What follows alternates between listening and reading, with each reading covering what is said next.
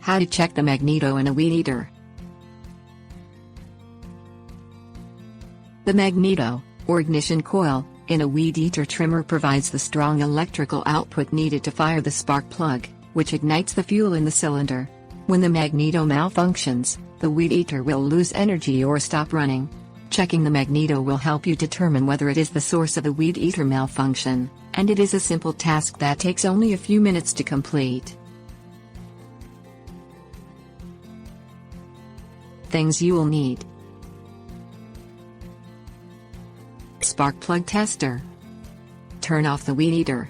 Lay it on flat, dry ground outdoors or in a well-lighted indoor workspace. Allow the engine to cool completely before checking the magneto. You run the risk of burns if the internal components are still hot when exposed. Remove the cylinder cover, which is on the engine block just beneath the main handle. Look for a removable portion of plastic held on by 2 to 4 screws, depending on the weed eater model. Locate the spark plug, and disconnect the spark plug wire.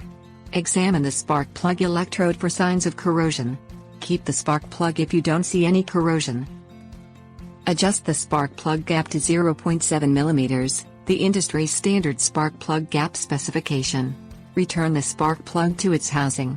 Adjust the gap if the spark plug does not feel secure in the housing. Attach the main wire attachment for the spark plug into the receiving end of the spark plug tester. Attach the metal alligator-style clip of the spark plug tester onto the electrode at the base of the spark plug. Turn the weed eater on. Activate the recoil starter of the unit. Proceed to rev the engine to 850 revolutions per minute.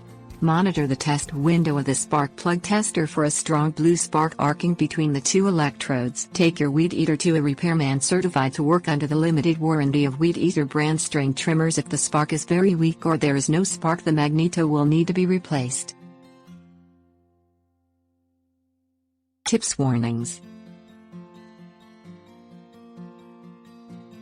Use good judgment when working with high voltage equipment such as weed eaters. You run the risk of shock or serious burns.